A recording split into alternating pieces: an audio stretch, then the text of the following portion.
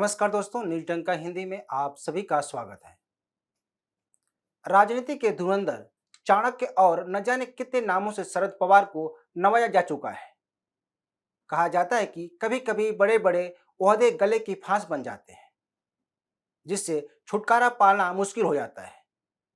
क्या महाराष्ट्र के चाणक्य कहे जाने वाले शरद पवार अब अपने ही जाल में फंस गए हैं, या कोई रणनीति है? फिलहाल घर में सत्ता संघर्ष की हलचल तेज है। दरअसल आजकल एनसीपी के नेताओं को भावी मुख्यमंत्री बताने का चलन जोरों पर है, जिसको लेकर कई तरह की अटकलें लगाई जा रही हैं। लोग पूछ रहे हैं कि आखिर एनसीपी में चल क्या रहा है। क्या पवार परिवार में मुख्यमंत्री पद को लेकर आपसी खींचातान है? ऐसी कई बातें मीडिया की सुर्खियां बटोर रही हैं। वैसे एक और कहावत है कि गांव बसा नहीं और लुटेरे आ गए। तो अभी 2024 का विधानसभा चुनाव होने में लंबा समय है, लेकिन इस तरह पोस्टरबाजी से एनसीपी में आपसी कलह चौक चौराहे पर आ गई है। कहा जा रहा है कि इस तरह से एनसीपी उद्योग गुट और कांग्रेस को बड़ा संदेश देने की कोशिश में है। वैसे दोनों पार्टी अपने अस्तित्व के लिए जूझ रही हैं, जिसका फायदा शरद पवार उठाने की जुगत में है। शिवसेना में दो फाड़ होने की से उद्योग गुट अपने वजूद की लड़ाई लड़ रहा है। उद्योग गुट को चुनाव आयोग ने झटका दिया था, जबकि बुधवार को सुप्रीम कोर्ट ने राहत भी नहीं दी। दरअसल चुनाव आयोग ने शिवसेना पार्टी और चुनाव चिन्ह धनुष बाण पर शिंदे गुट का हक बताया था।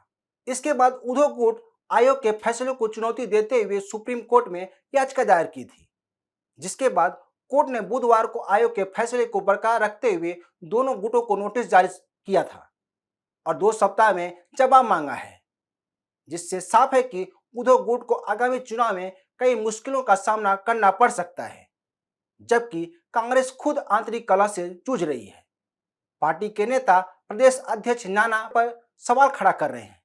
कहा जा सकता है कि दोनों पार्टियों की हालत खराब है और आगामी चुनाव से पहले ही बिखरी हुई हैं, जिसका फायदा शरद पवार उठाने की कोशिश में है। इस संबंध में मैंने अपनी पिछली वीडियो शिवसेना के आपदा में एनसीपी को अवसर में विस्तार से बातें की है, जिसमें कहा गया है कि कैसे एनसीपी शिवसेना में उपजे संकट को भुनाने की कोशिश में है और उसका प्लान क्या है। यह सच्चाई है कि शरद पवार अपने परिवार को ही सत्ता सुख भोगने के लिए एड़ी चोटी का जोर लगाते हैं। शरद पवार का पिछला ट्रैक इस ओर इशारा करता है। उनकी राजनीति केवल अपने परिवार के इर्द गिर्द घूमती है। यही वजह है कि उन्होंने 2019 में डबल स्टैंड रखा था, जिसके बारे में कई बार कहा और सुना जा चुका है। तो बात अब एनसीपी के भावी मुख्यमंत्रियों की। इसका कनेक्शन महाविकास आघाड़ी से मजबूती के साथ है। शिवसेना में फूट के बाद एनसीपी नेता इसे अवसर के रूप में देख रहे हैं। जिस तरह से उद्धव ठाकरे के नेतृत्व पर उनके ही नेता सवाल खड़ा कर अलग हो गए, उसी का फायदा अब एनसीपी उठा रही है। एनसीपी यह साबित करने में कामयाब हो गई है कि उद्धव ठाकरे कमजोर है और उनमें राजनीतिक कौशल नहीं है। इसका उदाहरण पुणे में हो रहे 2 उपचुनाव में है। कस्बा और चिचौड़ में होने वाले उपचुनाव में क्रमशः कांग्रेस और एनसीपी ने अपने उम्मीदवार खड़े किए हैं, लेकिन चिचौड़ में एनसीपी उम्मीदवार के साथ उद्धव गुट का नेता भी निर्दलीय चुनाव लड़ रहा है, जिसको उद्धव ठाकरे मना चुके हैं, लेकिन कोई फायदा नहीं हुआ। तो महाराष्ट्र में बीजेपी और शिंदे गुट यानी शिवसेना के सामने एनसीपी ताल ठोकने की तैयारी में है, लेकिन इससे पहले ही एनसीपी में मुख्यमंत्री के उम्मीदवारों को लेकर खींचातान शुरू हो गई है।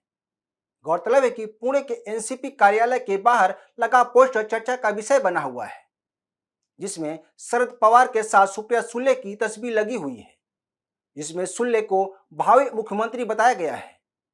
इससे पहले अजित पवार और जयंत पाटिल के ऐसे ही पोस्टर शहर की शोभा बढ़ा चुके हैं। ऐसे में सवाल उठता है कि आखिर ये पोस्टर कौन लगा रहा है और किसके कहने पर यह पोस्टर लगाए जा रहे हैं।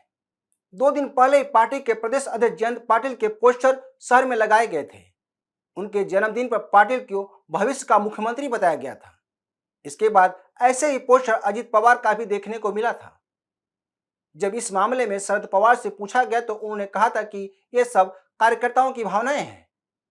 शरद पवार इस बात को बड़ी आसानी से निपटा दिए, लेकिन क्या ऐसा कोई कार्यकर्ता कर सकता है? यह बड़ा सवाल है। उन्होंने यह भी कहा कि एनसीपी ने किसी को सीएम उम्मीदवार घोषित नहीं किया है। शरद पवार हर सवाल के जवाब पहले ही सोच लिए होते हैं और पत्रकारों को सीधा जवाब देते हैं और उन्हें टरका देते हैं। यहाँ भी शरद पवार ने ऐसा ही किया, लेकिन शरद पवार की फितरत कहती है कि वे एक तीर से कई निशाने साध रहे हैं।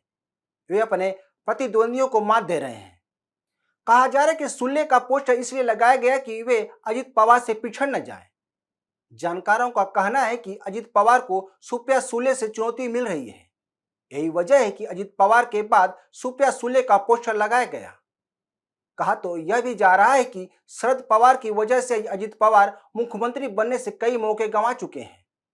यह बात महाराष्ट्र के उप मुख्यमंत्री देवेंद्र फडणवीस ने भी विधानसभा में कह चुके हैं। तो इसकी ठोस वजह यह है कि शरद पवार ने अजित पवार को शुरू से ही राज्य की राजनीति में उतारा है, जबकि सुप्रिया सुले सांसद बनी, यानी उनके लिए केंद्र की राजनीति तय की गई है। लेकिन कुछ समय से शरद पवार ने अपने रणनीति को चेंज किया है। बताया जा रहा है कि शरद पवार पिछले कुछ समय से एक बयान को बार बार दोहरा रहे हैं। वे कहते हैं कि महाराष्ट्र का नेतृत्व किसी महिला के हाथ में होना चाहिए। चर्चा यह भी है कि शरद पवार नहीं चाहते कि अजित पवार की राज्य में लोकप्रियता बढ़े। यही वजह है कि वे आज भी राजनीति में अपनी सक्रियता बनाए हुए हैं और समय समय पर प्रेस कॉन्फ्रेंस को संबोधित करते रहते हैं। अब अजित पवार के सामने जयंत पाटिल को खड़ा कर दिया गया है। सवाल उठ रहे हैं कि क्या जयंत पाटिल और अजित पवार के आपसी दांवपेच में सुप्रिया सुले के लिए राज्य में नई भूमिका देने की तैयारी है? क्या शरद पवार का महिला कार्ड भविष्य में काम करेगा? ये तो आने वाला समय ही बताएगा। फिलहाल तो एनसीपी में सीएम चेहरों की भरमार है। लोग यह भी पूछ रहे हैं कि आखिर एनसीपी के बड़े बड़े पोस्टर कौन लगा रहा है और असमयी चेहरा या गुट कौन सा है। तो दोस्तों, आज के लिए बस इतना ही। इस वीडियो को शेयर, लाइक और कमेंट जरूर करें। ताजा खबरों के लिए न्यूज़ डंका ऐप को डाउनलोड करें, हमारे यूट्यूब चैनल को सब्सक्राइब करें। धन्यवाद।